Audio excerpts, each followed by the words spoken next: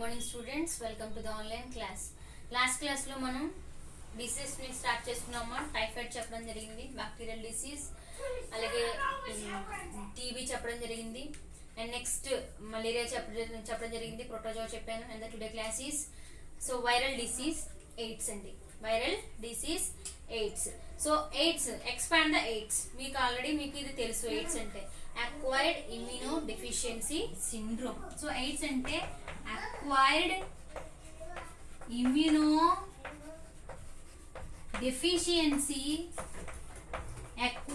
immunodeficiency syndrome అని పిలుస్తారు. The meaning of syndrome means group of disease. So number of diseases అనేవి కలగడాన్ని syndrome అని చెప్తారు. అక్వైర్డ్ ఓకేనా. ఇమ్యూనో డెఫిషియన్సీ తీసుకుంటున్నారంటే అండి, ఇమ్యూనో డెఫిషియన్సీ, ఇమ్యూనిటీ అనేది పడిపోయింది. And syndromes, group of diseases, దాన్ని అక్వైర్డ్ ఇమ్యూనో డెఫిషియన్సీ సిండ్రోమ్ అని అంటారు. AIDS is mainly caused the HIV. So human immuno virus వల్ల హెచ్ఐవి కలుగుతుంది. హెచ్ఐవి కాస్త ఎయిడ్స్ కింద మారుతుంది, human immuno virus. So AIDS is first diagnosed in the year of 1981 in Los Angeles.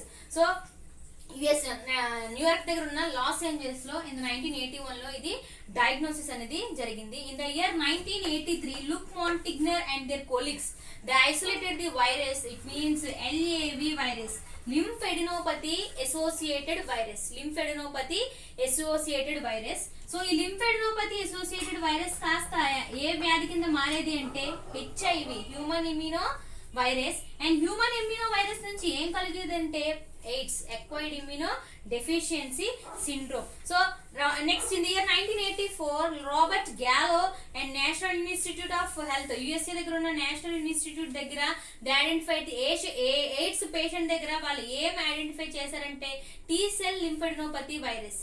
ఓకేనా, T cell lymphadenopathy virus ని isolate చేయడం జరిగింది. So వీళ్ళ రీసెర్చ్ అంతా ఎక్కడ జరిగిందంటే పాస్టర్ ఇన్స్టిట్యూట్, ప్యారిస్ దగ్గర ఇన్స్టిట్యూట్, అక్కడ జరిగింది. అలాగే USA లో కూడా రీసెర్చ్ వర్క్ అనేది జరిగింది. And coming to the structure of HIV. So HIV యొక్క స్ట్రక్చర్ చూసుకుంటే, so it HIV belongs to the HIV is mainly caused the virus retrovirus అమ్మా. So retrovirus and belongs to the family of retroviridae. So ఏదైనా ఫ్యామిలీని మనం viridae అని చెప్పాలి. Polio, picornaviridae, hepatitis B, hepadnaviridae. ఏదైనా ఫ్యామిలీని మనం viridae అని చెప్తాం. ఎంజైమ్ ని ఏజ్ అని ఎలా చెప్తామో, సో మన మైక్రోబయాలజీకి వచ్చినప్పటికి డిసీజులు చెప్తున్నప్పుడు ఫ్యామిలీ ఉంటుంది. సో ఫ్యామిలీని రెటిరో విరిడే అని చెప్పాలి. So HIV is caused the retrovirus belongs to the family of retroviridae.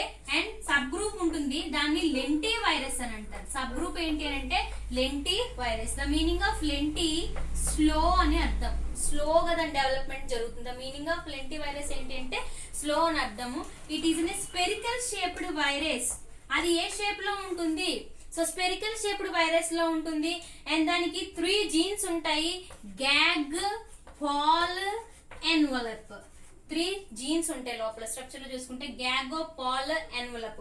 And the gag is code for the capsid. So దీనికి క్యాప్సిడ్ కూడా ఉంటుంది. Capsid is made up of capsomeres. And the gag is code for the enzyme. So ఇక్కడ ఒక enzyme ఉంటుంది, చెప్తానమ్మా. And EN is code for the envelope ని code చేస్తుంది. So ఈ రెట్రో వైరస్ లో అంటే హెచ్ఐవి లో ఉండే జెనెటిక్ మెటీరియల్ అనేది ఏంటి అంటే RNA as genetic material. RNA అనేది జెనెటిక్ మెటీరియల్ కలిగి ఉంటుంది. అండ్ ఇక్కడ ఉన్న ఎంజైమ్ ఎవరు అని అంటే reverse transcriptase.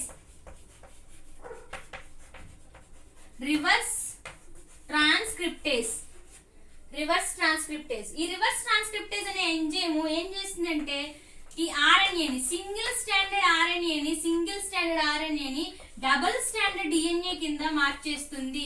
Single standard RNA is converted into the double standard DNA and the process is called provirus. దాన్ని ఏమంటారంటే ప్రోవైరస్ అని పిలుస్తారు. సో ప్రో వైరస్ వచ్చినప్పుడు క్యాప్సిడ్ అండ్ ప్రోటీన్స్ కూడా కలిగి ఉంటాయి. సో లిపిడ్స్ ఇక్కడ lipids are derived from the host cell. And proteins అనేవి ఎక్కడ వస్తాయంటే వైరస్ నుంచి వస్తాయి. లిపిడ్స్ అనేవి హోస్ట్ సెల్ లోనే ఉంటాయి, ప్రోటీన్స్ అనేవి వైరస్ నుంచి తీసుకోవడం జరుగుతుంది. And this is the structure of HIV virus. మీ అందరికి హెచ్ఐవి వైరస్ ఆల్రెడీ మీకు తెలుసును, ఓకేనండి. సో మన ల్యాబ్ లో కూడా దీని ఒక డయాగ్రామ్ ఉంటుంది కాబట్టి మీ అందరికి తెలుసు అనమాట. సో స్ట్రక్చర్ ఇది సింగిల్ స్టాండర్డ్ ఆర్ఎన్ఏ, ఆ మధ్యలో ఉన్న రౌండ్వి enzyme. So single standard RNA కాస్త డబుల్ స్టాండర్డ్ డిఎన్ఏ కింద మారుతుంది, దాన్ని ప్రో వైరస్ అని చెప్తారు. ఇక్కడ 3 జీన్స్ అనేవి important. Gag, pol, envelope. Gag, pol, envelope. Gag అనేది క్యాప్సిడ్ ని కోడ్ చేస్తుంది, పాల్ అనేది ఎంజైమ్ ని కోడ్ చేస్తుంది, అండ్ ఈఎన్వి అనేది ఎన్వలప్ ని కోడ్ చేస్తుందండి. And next resistance of HIV. So HIV is inactivated 56 degrees. హెచ్ఐవిని ఇన్యాక్టివేషన్ చేయొచ్చు 56 degrees దగ్గర. 56 degrees at 30 minutes. 56 degrees at 30 minutes ఆ రూమ్ టెంపరేచర్ లో కూడా హెచ్ఐవి వైరస్ అనేది చనిపోవడం జరుగుతుంది. అలాగే లైజాల్ కానీ అండ్ ఇథనాల్ కానీ ఫార్మాల్డిహైడ్ కానీ పారాఫార్మాల్డిహైడ్ కానీ యూజ్ చేసి హెచ్ఐవి వైరస్ ని కిల్ చేయొచ్చు. లైజాల్, బ్యూటనాల్, ఇథనాల్, ఫార్మాల్డిహైడ్, పారాఫార్మాల్డిహైడ్ వీటిని ఉపయోగించి కూడా మనం హెచ్ఐవి వైరస్ ని రెసిస్టెన్స్ చేయొచ్చు అన్నమాట. ఓకేనా, మనది రెసిస్టెన్స్ 56 degrees at 30 minutes కనుక మనం హీటింగ్ చేసిన, రూమ్ టెంపరేచర్ లో దాన్ని లీవ్ చేసిన హెచ్ఐవి వైరస్ అనేది కిల్ చేయడం జరుగుతుంది. ఆర్ లేదు, so common disinfectant like ethanol కానీ, లైజాల్ కానీ, ఆల్కహాల్ కానీ, ఫార్మాల్డిహైడ్ కానీ, పారాఫార్మాల్డిహైడ్ కానీ యూజ్ చేసి హెచ్ఐవి వైరస్ ని మనం కిల్ చేయొచ్చు. ఓకేనండి. Next coming to the pathogenesis of HIV. So malaria pathogenesis ఏంటి మేడం అని మీకు ఒక క్వశ్చన్ రావచ్చు. మలేరియా పాథోజెనిసిస్ ఏంటి అంటే దాని యొక్క లైఫ్ సైకిల్ అండి, దాని యొక్క లైఫ్ సైకిలే పాథోజెనిసిస్ కింద మీరు రాయొచ్చు. అండ్ నెక్స్ట్ దీని యొక్క పాథోజెనిసిస్ అనేది ఏంటి అంటే infection occurs when the entry of virus into the blood by the sexual contact or by using of contaminated needles or syringes. Contaminated needles కానీ సిరంజెస్ కానీ యూజ్ చేసినప్పుడు మనకి వైరస్ అనేది మన బాడీలోకి ఎంటర్ అవుతుంది. ఓకేనా. ద వైరస్ మెయిన్లీ కాంటాక్ట్, మన వైరస్ బాడీలోకి ఎంటర్ అవ్వగానే దేనిది కాంటాక్ట్ చేస్తుంది ఎవరికైనా తెలుసండి? Cells of the immune system దగ్గర చెప్పుకున్నాం. ఓకేనా, టీ లింఫోసైట్స్ చెప్పాను.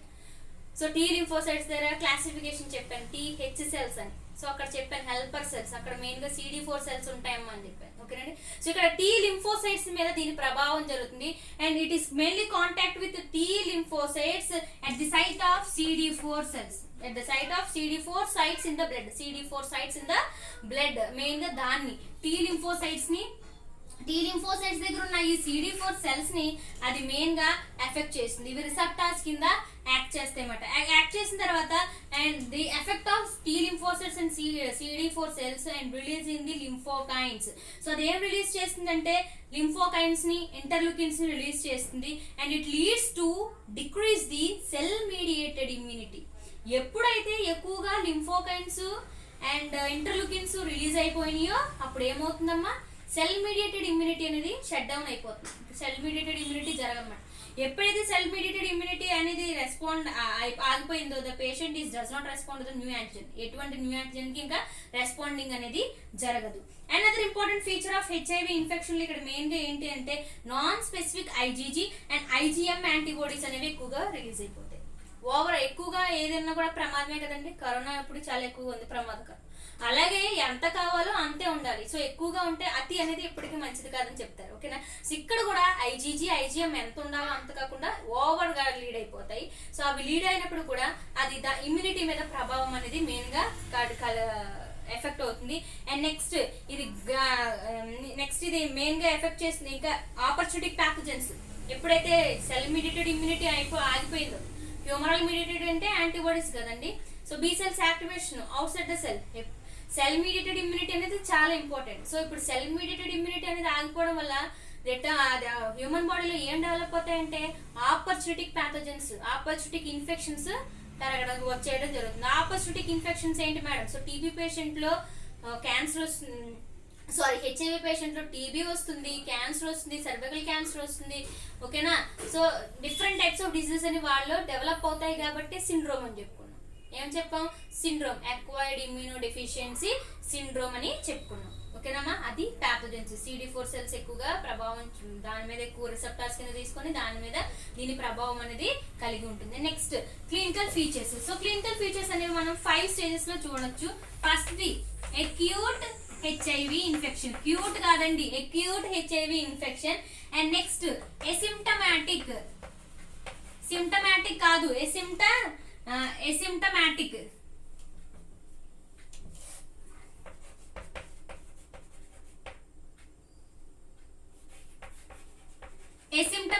Stage, PGL persistent generalised lymphadenopathy అని అంటారు. And next ARC stage and last one AIDS. First acute infections, asymptomatic, PGL, ARC, AIDS. Acute infections, these are general symptoms like fever, cough, body pains, general symptoms మాట. Normal fever వచ్చినప్పుడు మనం ఎలా symptoms చూస్తామో general symptoms కనబడతాయి. And next asymptomatic stage అంటే HIV infected persons will undergo symptomless. So symptoms అనేవి ఉండవు అన్నమాట. దాన్ని ఎసిమ్టమాటిక్ అంటారు. సిమ్టమాటిక్ అంటే లక్షణాలను చూపించడం, ఎసిమ్టమాటిక్ అంటే లక్షణాలని చూపించలేకపోవడాన్ని ఎసిమ్టమాటిక్ స్టేజ్ అంటారు. దిస్ పీరియడ్ రేంజెస్ అది ఎప్పుడు ఉంటుంది అంటే few months to or several years. Diagnosis అవ్వదు కదండి. ఇప్పుడు వెంటనే మనకి ఏమైనా ఇన్ఫెక్షన్ వచ్చేసింది అంటే వెంటనే ఐడెంటిఫై అవ్వదు అనమాట, టైం పడుతుంది. ఓకేనా. సో ఫస్ట్ అక్యూట్ స్టేజ్ లో ఉంటారు asymptomatic. Next PGL persistent generalised lymphadenopathy. It means so enlargement of lymph node. Lymph node అనేది 1 సెంటీమీటర్ పెరిగిపోతుంది. నార్మల్ గా ఉన్న మెజర్మెంట్ కన్నా 1 సెంటీమీటర్ లింఫ్ నోడ్ పెరిగిపోతుంది కాబట్టి లింఫాడెనోపతి అని అంటారు. Enlargement of lymph node is called lymphadenopathy. Tracheo bronchial lymph node ఎక్కడ చెప్పుకున్నాం, టీబీ దగ్గర. ఓకేనా. సో ఇక్కడ లింఫాడెనోపతి అనేది చెప్తున్నాను. ARC AIDS related complex diseases, group of diseases అనేవి ఇక్కడ అటాక్ అవుతాయి అమ్మా. సో టీబీ కానీ ఆర్ లుకేమియా కానీ క్యాన్సర్ కానీ. ఓకేనా. పేషెంట్ కి డయేరియా వచ్చేస్తుంది, హెయిర్ లాస్ అయిపోతారు, హెపటైట్ వస్తుంది, అండ్ నెక్స్ట్ లంగ్స్ అటాక్ అవుతాయి, హెయిర్ ఫాల్ అయిపోతుంది, లుకేమియా డబ్ల్యూబీసీ సెల్స్ అటాక్ అవుతాయి. దాన్ని ఏఆర్సి అంటారు. ఏఆర్సి అంటే AIDS related complex. And last stage is AIDS. Last stage లో ఏమవుతుందంటే so loss of immunity, reversible loss of immunity. మొత్తం ఇమ్యూనిటీ అనేది కంప్లీట్ గా లాస్ అయిపోతారు. దాన్ని రివర్సిబుల్ లాస్ ఆఫ్ ఇమ్యూనిటీ అంటారు. ఆ స్టేజ్ ని ఎయిడ్స్ అన్నారు. అండ్ ల్యాబొరేటరీ డయాగ్నోసిస్ దీనికి ఏం చేస్తారంటే ఎలీసా చేస్తారండి. Enzyme linked immunosorbent assay and western blotting. ELISA, enzyme linked immunosorbent assay, western blotting. ఇవి డయాగ్నోసిస్ మాట. హెచ్ఐవికి డయాగ్నోసిస్ ఈ రెండు చేస్తారు. ELISA, enzyme linked immunosorbent assay and western blotting. And next prevention, how to transmission of disease అన్నా ఇక్కడ prevention అన్నా ఒకటే వస్తుంది. సో ట్రాన్స్మిషన్ ఆఫ్ డిసీజ్ అనేది బ్లడ్ ట్రాన్స్ఫ్యూజన్ వల్ల జరుగుతుందమ్మా. Transmitted placenta from mother to foetus వచ్చే ఛాన్సులు కూడా ఎక్కువగా ఉంటాయి. బట్ ఫీటస్ కి క్యూర్ చేసే ఛాన్సులు కూడా ఎక్కువగా ఉన్నాయి. క్యూర్ కూడా అవుతుంది. And prevention to avoiding the sexual contact and sexual workers. And AIDS patient ని వాళ్ళని అవాయిడ్ చేయాలి. To avoid the contaminated needles and syringe. AIDS patient ని అవాయిడ్ చేయమంటే వాళ్ళతో మాట్లాడకుండా వాళ్ళని దూరం పెట్టేసి అది కాదండి.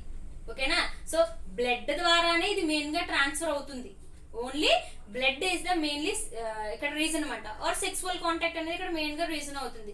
అంతేగాని హెచ్ఐవి వచ్చిన వాళ్ళతో మాట్లాడకూడదు, వాళ్ళని దూరం పెట్టేయాలి అది కాదండి. ఓకేనా. సో వాళ్ళతో మాట్లాడచ్చు, వాళ్ళతో ఫ్రెండ్షిప్ చేయొచ్చు, వాళ్ళతో కలిసి కూర్చోవచ్చు, వాళ్ళతో కలిసి భోజనం అన్ని చేయొచ్చు. అక్కడ బ్లడ్ అనేది మెయిన్ గా ఇన్ఫెక్షన్ కలుగు చేస్తుంది, అది గుర్తు పెట్టుకోండి.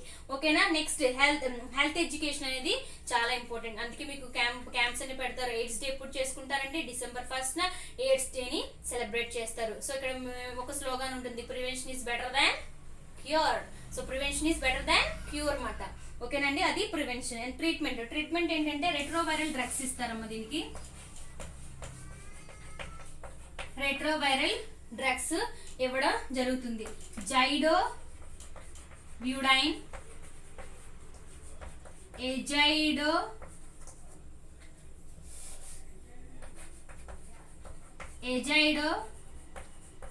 థైమిడిన్, జైడో బ్యూడైన్, ఎజైడో థైమిడిన్ అనే డ్రగ్స్ ఇస్తారు. రెట్రోవిర్ మాట. రెట్రోవిర్ డ్రగ్ అంటారు. రెట్రోవిర్. ఓకేనా. ఇది ఇన్ఫెక్షన్ ని తగ్గిస్తుంది అనమాట. లైఫ్ స్పాన్ ని కొంచెం ముందుకెళ్తుంది, ఇంక్రీజ్ చేస్తుంది. బట్ హెచ్ఐవి వైరస్ అనేది అక్కడ చనిపోదు. లైఫ్ స్పాన్ ని పెంచుతుంది. కొన్ని రోజులు ఇంకా చనిపోకుండా ఆగుతారు, వెంటనే చనిపోరు అనమాట. లైఫ్ స్పాన్ ఇంక్రీజ్ చేస్తే ఈ రెండు డ్రగ్స్ కొంచెం ఇమ్యూనిటీని ఇస్తాయి అన్నమాట. అంతేగాని వెంటనే ఇన్ఫెక్షన్ అనేది ఇప్పటికీ హెచ్ఐవికి ఇంకా మనకి ట్రీట్మెంట్ అనేది లేదు. అందుకే prevention is better than cure అని చెప్తారు. That is the class about AIDS. ఓకేనండి. సో ఫస్ట్ టీబీ అయింది, నెక్స్ట్ టైఫాయిడ్ అయింది, మలేరియా అయింది అండ్ ఎయిడ్స్ అయింది. ఇంకా 2 డిసీజెస్ ఉంటాయమ్మా. నెక్స్ట్ క్లాస్ లో నేను మీకు డీల్ చేస్తాను. సో నోట్స్ పెడతాను, నోట్స్ రాసుకోండి. క్లాసెస్ అప్ టు డేట్ మీరు ఫాలో అవుతూ ఉండండి. And be safe, stay home. Precautions తీసుకోండి. Thank you students.